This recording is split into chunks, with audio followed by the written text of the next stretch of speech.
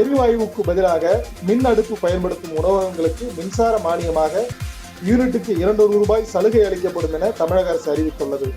தமிழகத்தில் சிலிண்டர் தேவை கையிருப்பு தொடர்பாக முதலமைச்சர் ஸ்டாலின் தலைமையில் இன்று ஆலோசனை நடைபெற்றது.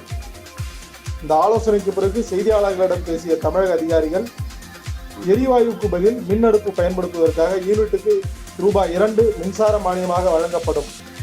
மத்திய அரசு அறிவித்துள்ள வணிக எரிவாயு சிலிண்டர் கட்டுப்பாடு இருக்கும் வரை இந்த சலுகை தொடரும் என்று தெரிவித்தனர்.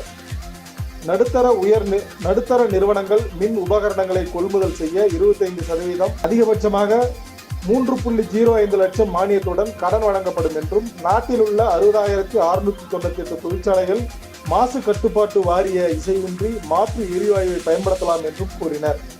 மேலும் பொது விநியோக திட்டத்தில் 3228 கிலோ லிட்டர் கூடுதல் மண்ணெண்ணெய் வழங்க உத்தரவிட்டுள்ளதாகவும், 194 உழவர் சந்தைகளில் விவசாயிகள் காய்கறிகளை விற்பனை செய்யலாம் என்றும் அவர்கள் அப்போது தெரிவித்தனர்.